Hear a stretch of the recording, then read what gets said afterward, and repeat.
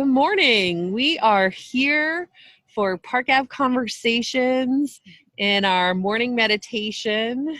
And we are doing an interview today with Charmaine Franklin, who is a longtime Park Ave person, attender, and member, and super involved, and also a parent, and also a health educator and CDC employee. Yes. And okay, just wanted to make sure I'm not quoting wrong. And so I'm so happy to welcome you. My name's Pastor Darcy, and we're just going to have this conversation and learn and glean what we can from how Charmaine is coping, and I would say thriving during this time. And so welcome. Thanks for coming on, Charmaine. I appreciate it. Oh, you're welcome. And I appreciate the invitation. I'm happy to chat with you and our church family and anybody else who's watching our church family social media. So I'm glad to be here. And I'm happy that we're both outside. And we joked about it earlier that we are outside. I'm outside because it's quiet.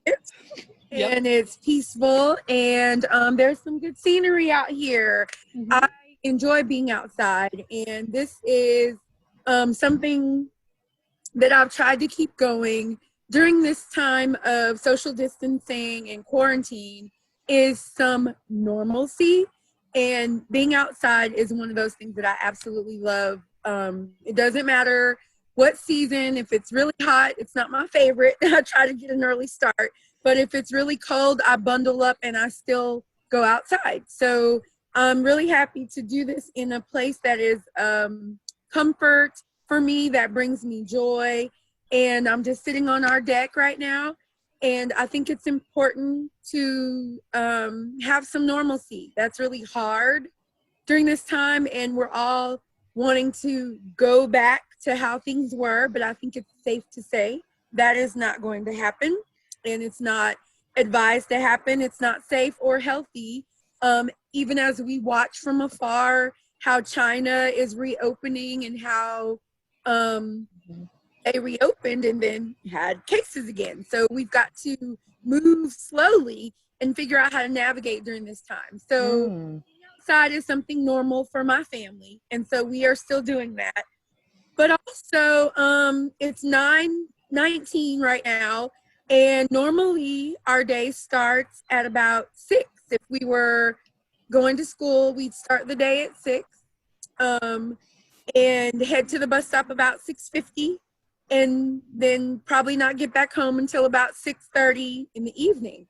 But being on schedule and getting dressed and ready has been something we've done every day. And it initially started because the superintendent for the Atlanta Public Schools said to keep a routine, get dressed, get ready, because when we come back to school, you don't want to have to start all over like the summer lull of staying up all night and trying to get back on schedule. So with the thought that we'd all be going back to school, I was like, okay, we can do this. So we by Easter every day, right? And we're not going back to school. Hopefully we'll go in the fall. Mm-hmm. But I've been really consistent about morning routine, bedtime routine, getting up, getting dressed. I mean, it doesn't have to be a fashion show. Even the girls create their own fashion show.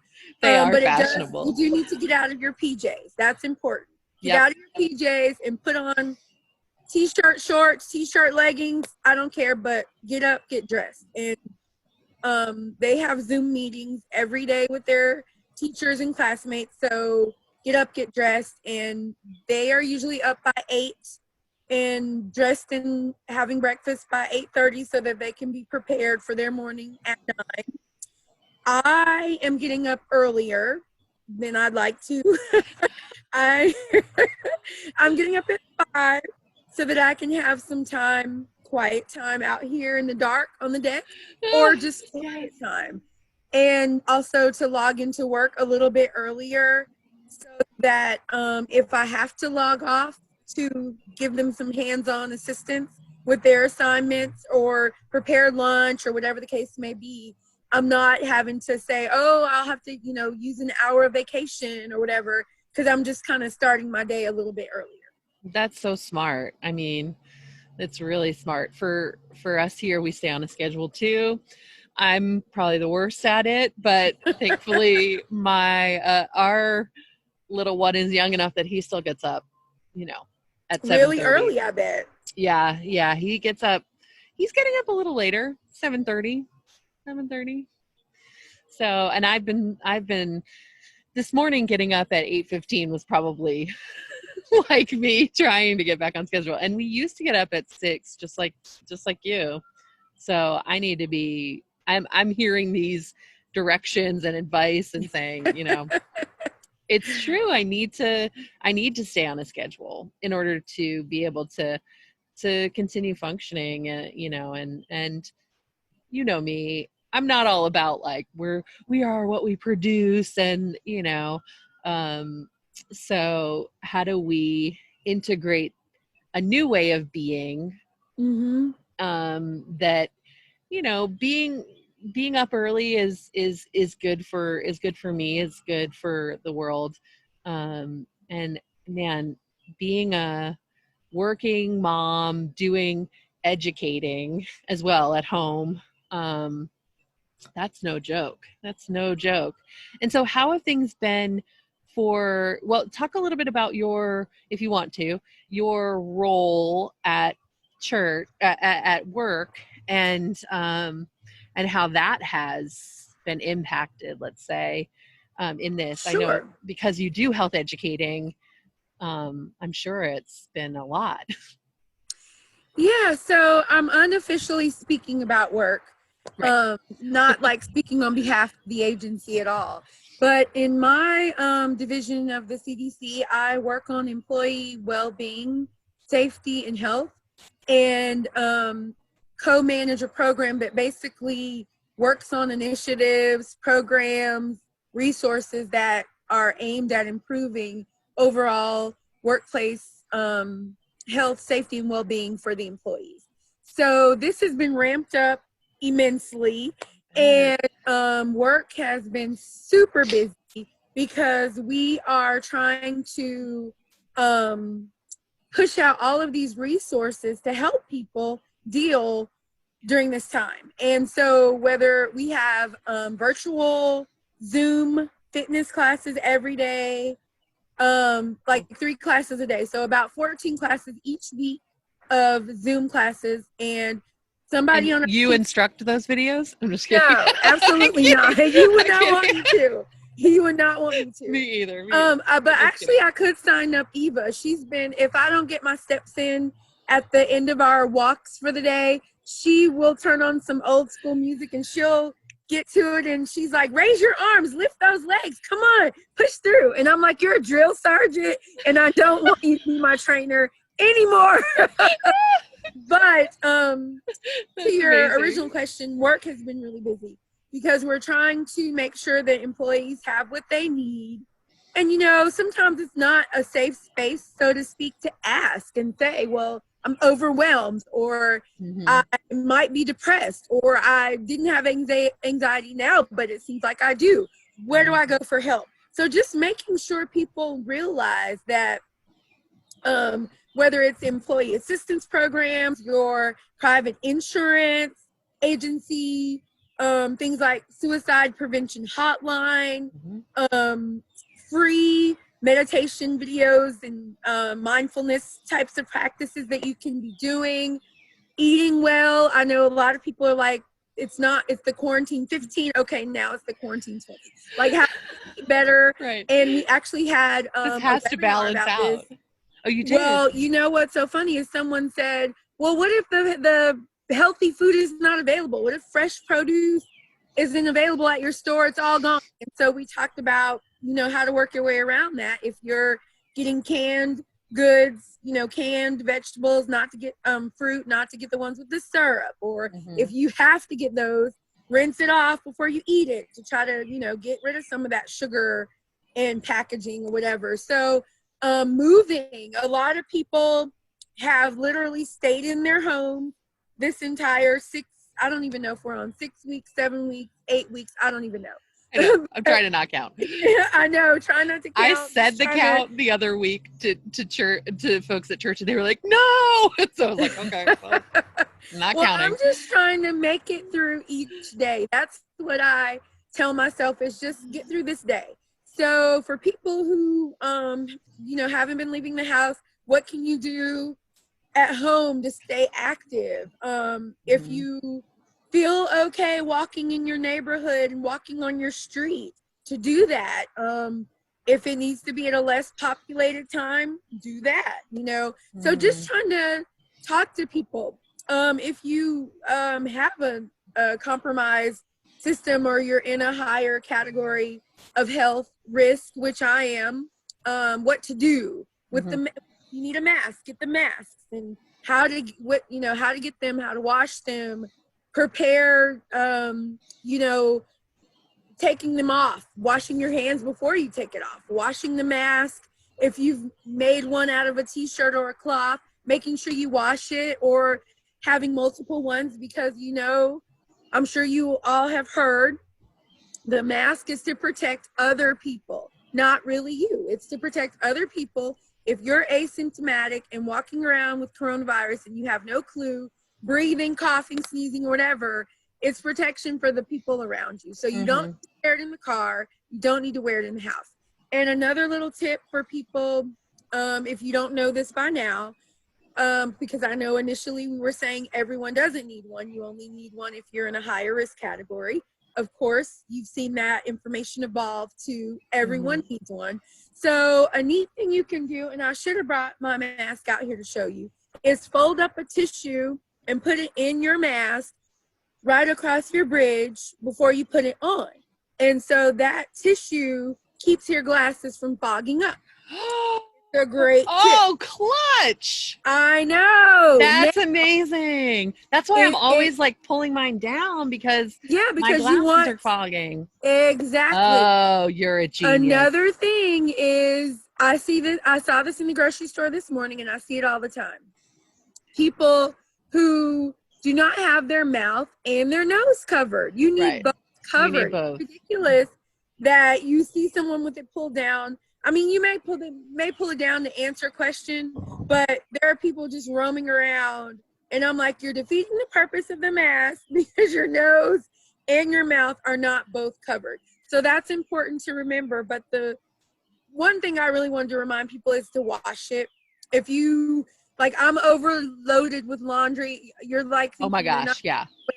Why is there so much laundry? I can't figure it out. I don't know why we have so much laundry. Well, because he'll wake up and then he'll go get like muddy immediately in the backyard, and then we'll change clothes. I swear, the other week, speaking to what you talk about, every morning he gets up and changes clothes, or gets dressed, and those ways of keeping on schedule have been really important in our house too. But on Saturdays, how we're distinguishing Saturdays from the rest of the week is Saturday. The rest of the week is Saturday. You don't have to change into regular clothes. And I swear, the other Saturday, he used like 3 or 4 pairs of pajamas throughout the day, because he kept getting like muddy or wet, and pajamas aren't regular clothes, right? It's jammy clothes, right? That's so funny. What do our Saturdays look like? Yeah. Usually there's some cleaning, trying to get some cleaning done. Like, everybody, all hands on deck with your chores. But also, that's usually a day that we explore. If I'm not working, I am volunteering to fit test people who are deploying to work on COVID response, fit test their respirators. So some days I'm on the main CDC campus, which I appreciate those days, because that gives me time away. I get some time away to go to work. I'm working, not like at the spa, but I'm getting some away. So if I'm not working, I've usually taken the week to research someplace where we can go that we haven't been before, that may be a little bit further. We try to go someplace different every day, and those are usually in-town excursions, if you will. But if people like live outside the perimeter and they posted a trail or something that looks really cool, then that's usually our Saturday or Sunday where we'll go out and explore that so adventure. Last Sunday actually, last Sunday we went to Fort Yargo State Park in Winder, and they had a beach, and the girls wore their swimsuits, and it was super easy to social distance. It was super cold water in the lake, but they didn't care. And they did it. Yes! They did it. I put my feet in, and I was like, enough. I'm over here with my book.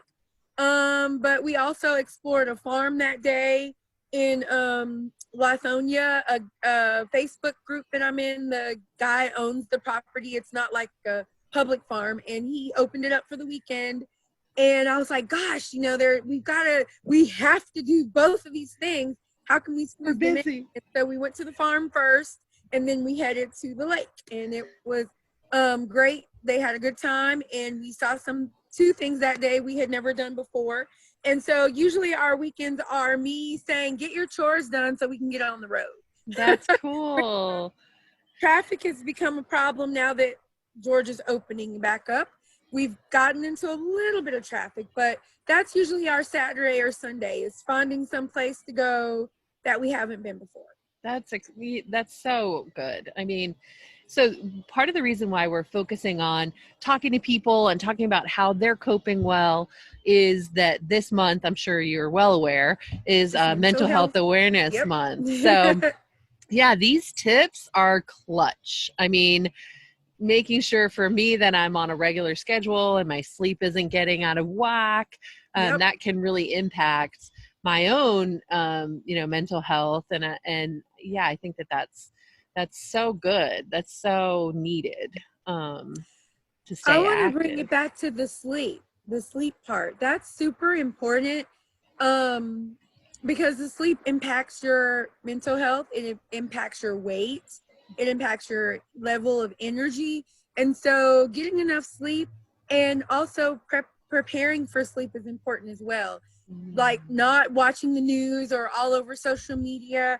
That's just another point that I want to bring back to people is that's biblical. Guard your mind and do that, because it's very important what's going in and how that all processes and how it becomes a part of your being. So you have to be very careful about what you're listening to, what you're reading, what you're watching, and not let that stuff overtake you. Because if you're watching the news every day and listening to the grim reports, which I'm not saying we're dismissing those things and saying they're not valid, but it can just bring you down. It can increase your anxiety. That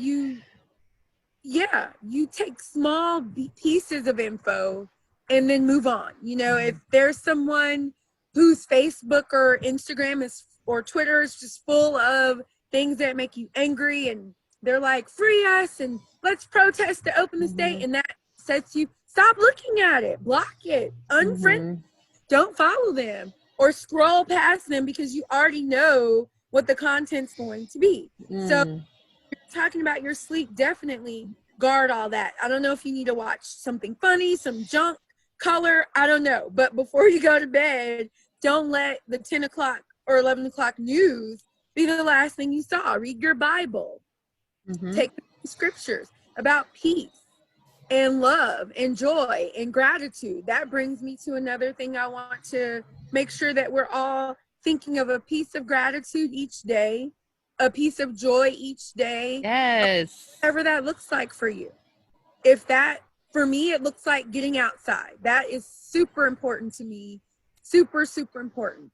Getting outside, getting in the sun, that means so much to me, and I'm so thankful that I'm able to do it. But if it means indulging in your favorite piece of chocolate, enjoy that. Savor it. Unwrap it slowly. Inhale the smell.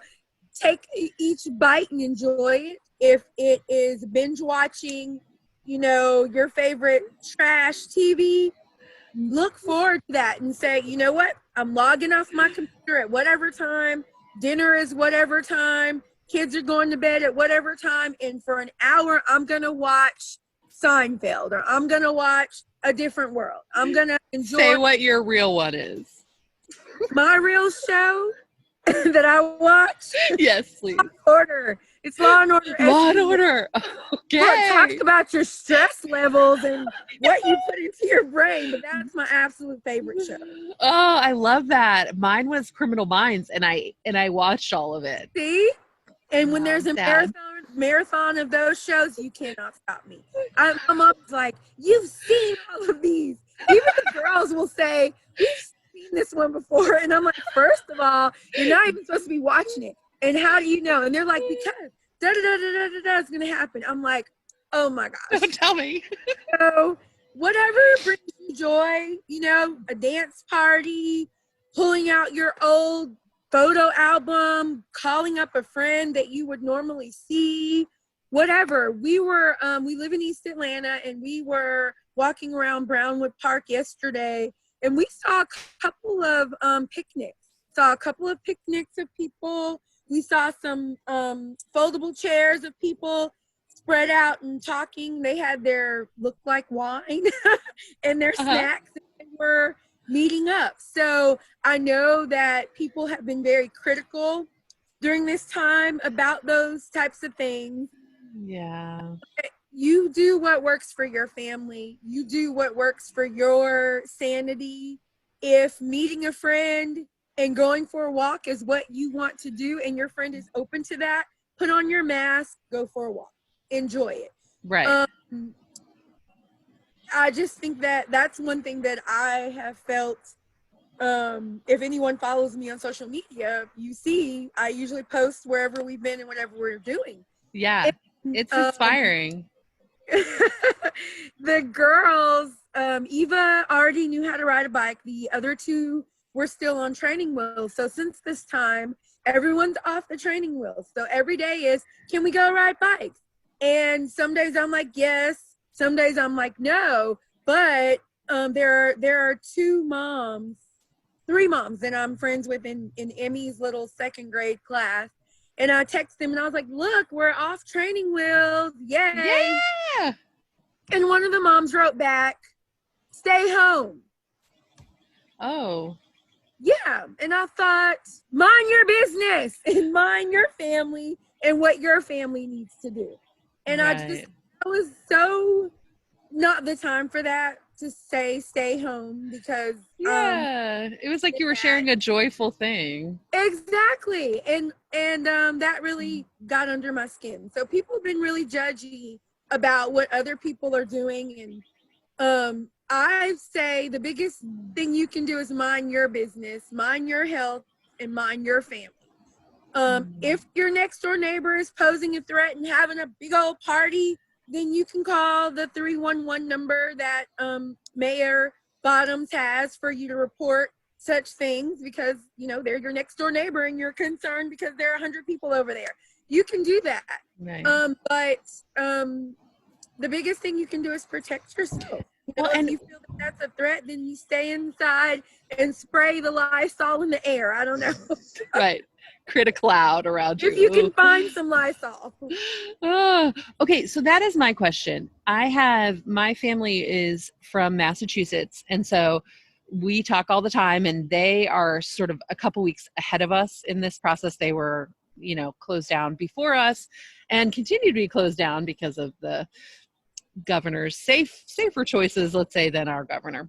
But what about quarantines? How is it safe? Like, I've heard of people connecting with other groups of people that they know that they have been isolated, not large groups, not above 10, let's say, but but they were kind of describing to me if someone has been, you know, very isolated and doing what they need to do to care for themselves for the 14-day incubation period, let's say, can they safely connect with someone else, you know, and use, you know, maybe use masks, maybe not, but, you know, create what is like another closed unit of, you know, so like your family has 5 people in it, right? What if you and your best friends decided, you know, you did your proper isolation, you decided to connect with them, knowing who all you have been in contact with and who all they have been in contact with, and then having an isolation period. Is it safe to connect groups like that? Well, this is what I would say, that we're not sure what's safe.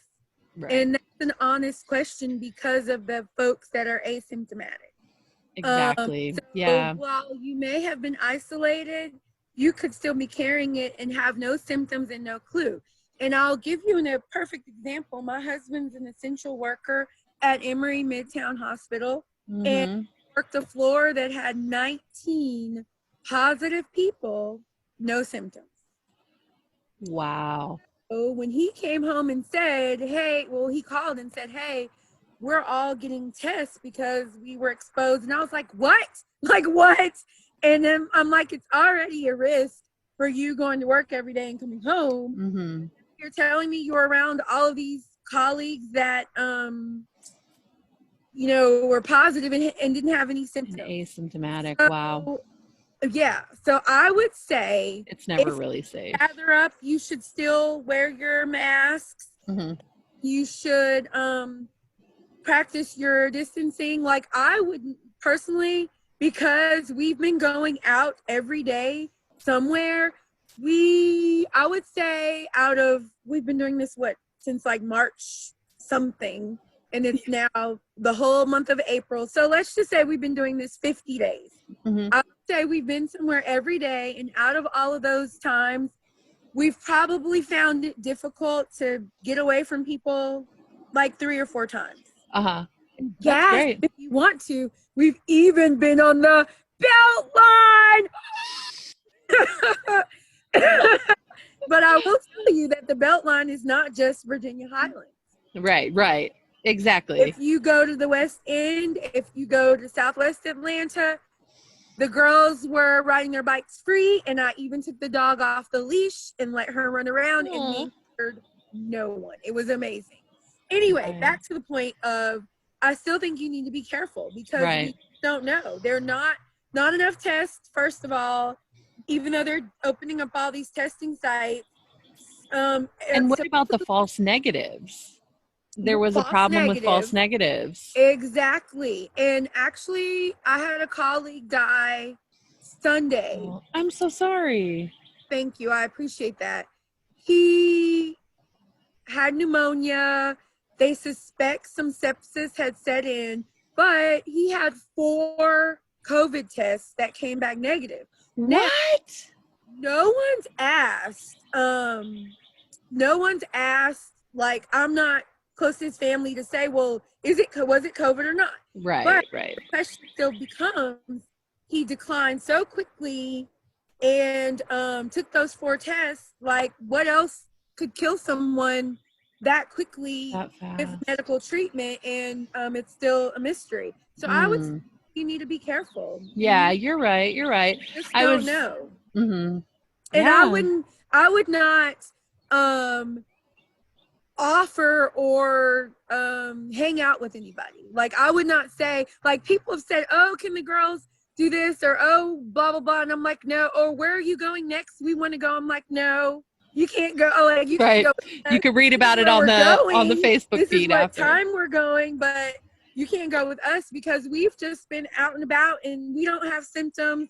We clearly haven't been tested, but I don't know. So my suggestion is, because we've been isolated and quarantined with ourselves, but we've been out. And so I would not encourage anyone to hang out with us. Right. And that's my fear too. I know. Yeah, that's my fear too, is, we don't know. Having a 5-year-old, he's a carrier of everything else, all boogers, all germs, every kind of germ, all that stuff. We were always big on hand washing, but and so my wife's Amy's parents live in town, and Amy, I don't know why I hesitated. I was like, but her parents live in town, and we have not, connected. We've distanced when we've seen them, because we're worried about their health, which is they're, older, and we just don't want to expose them if we, just happen to be one of those cases where we're carriers and we don't know it. So yeah. Well, that's very thoughtful of you, because we're not doing that. Like You are, oh, are you seeing your the dad? girls have seen my dad. Aw. We're planning a slumber party. Like, I'm over it. Well, you know what? So He's good. 70, and you know my dad. Yeah. He's in otherwise good health. He is 70. I love your dad so much.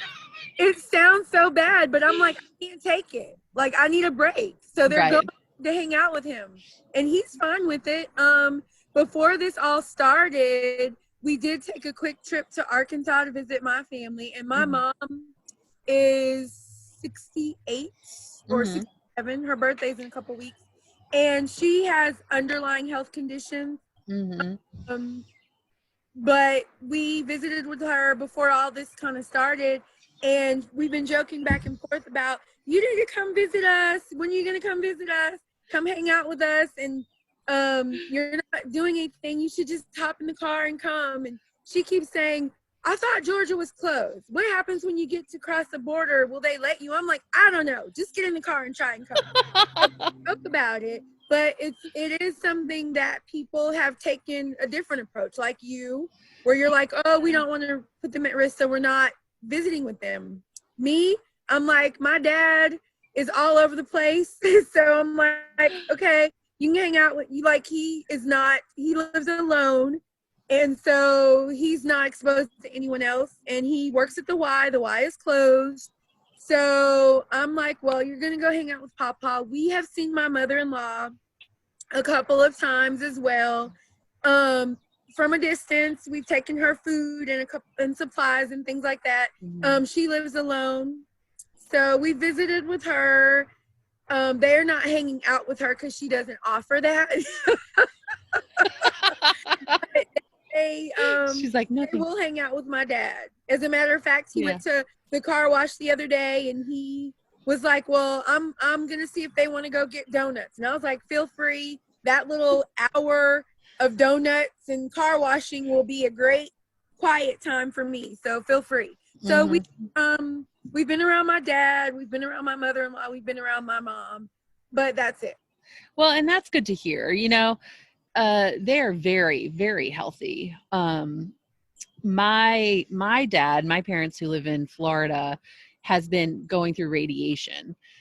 And so it's not chemo, you know, and it's very curable, prostate cancer, but I wouldn't be around him even if they were here, just because of that sort of compromised status. That's smart, because you just don't know.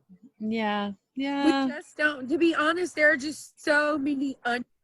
I'm not even kidding. There are so many unknowns. And there was an article, I think yesterday, that there's like a new strand that's supposed to be more deadly than the one we've already seen. Like, there's so much craziness. Yeah. And so it's best to do what you feel like is best for your family. Right. And us staying in the house is not best for the mom of this family. Right.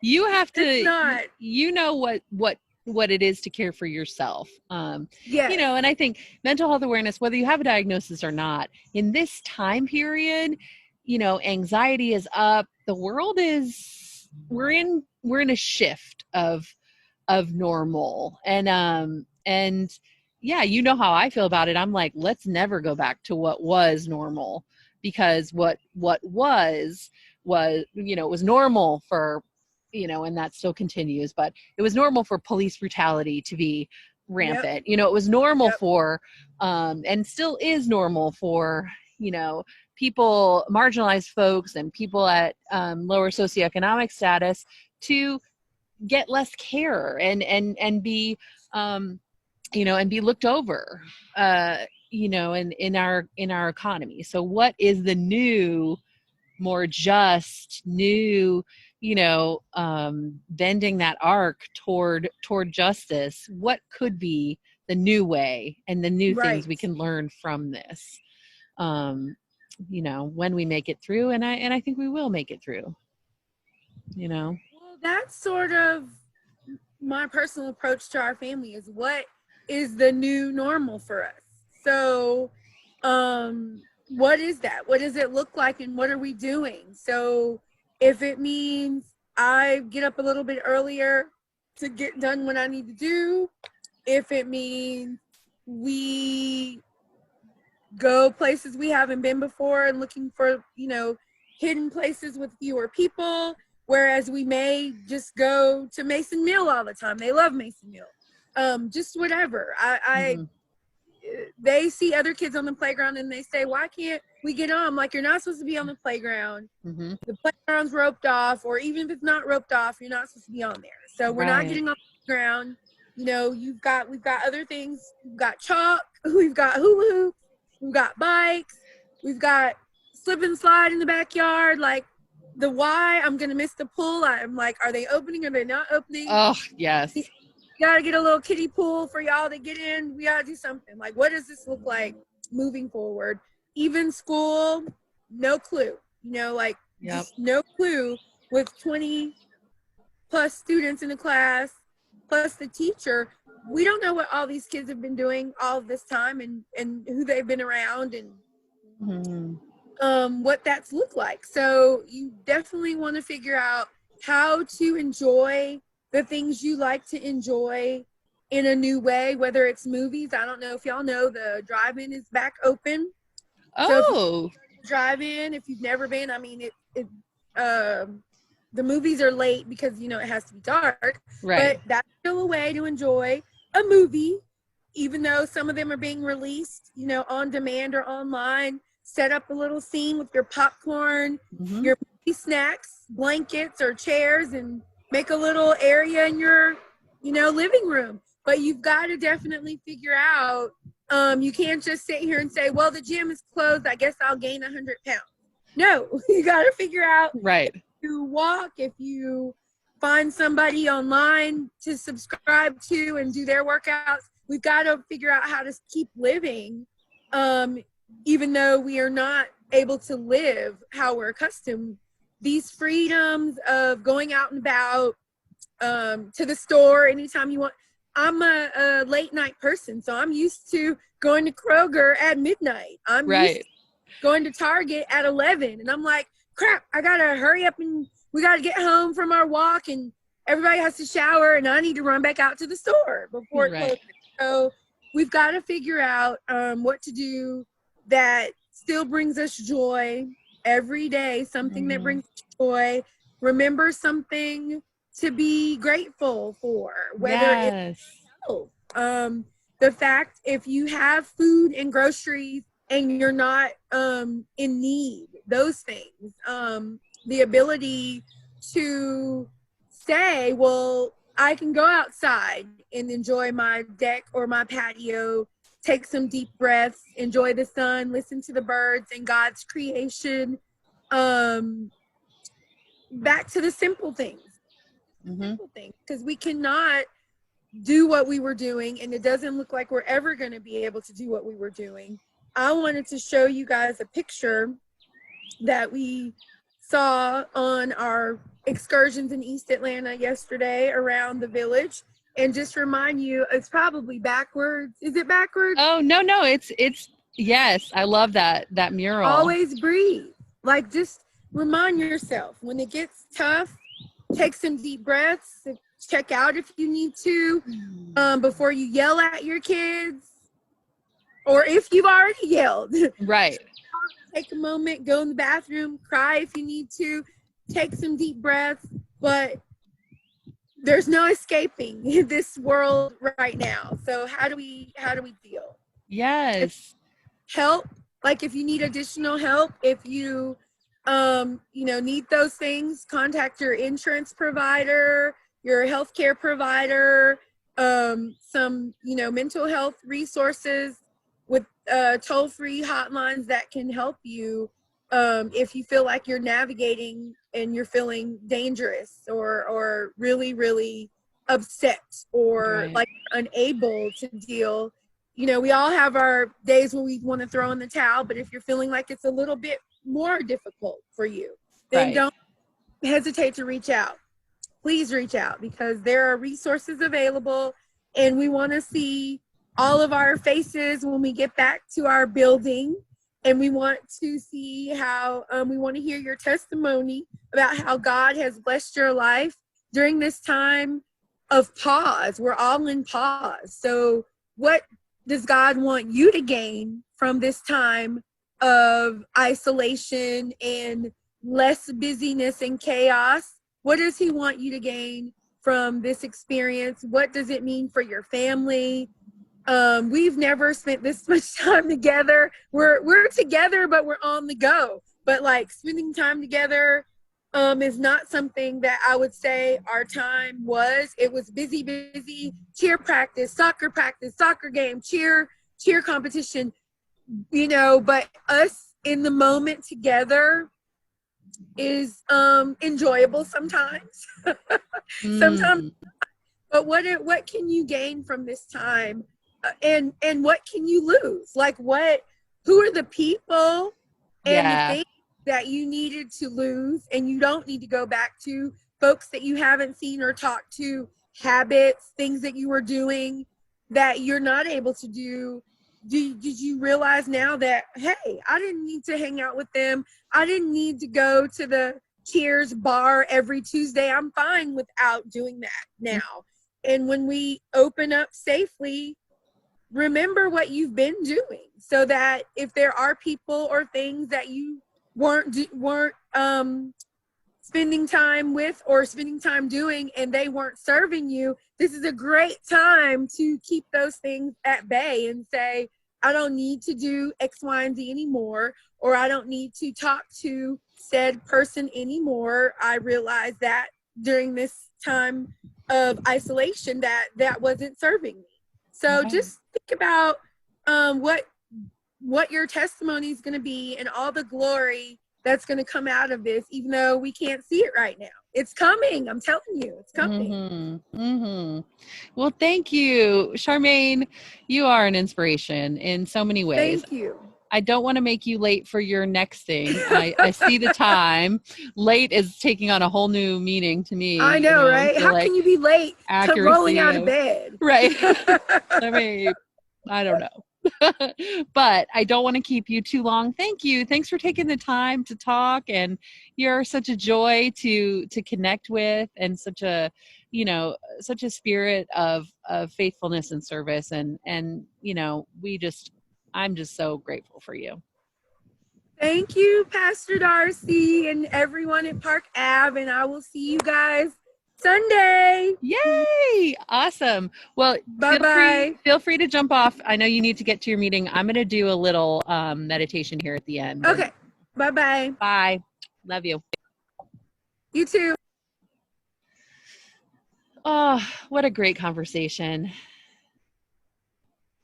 I know that Charmaine really walks the walk and talks the talk. And so just gleaning from what so many suggestions and positive ways of coping that Charmaine was offering us in this time, I am going to read a short poem that, well, I was thinking, we talked a lot about breath. We talked a lot about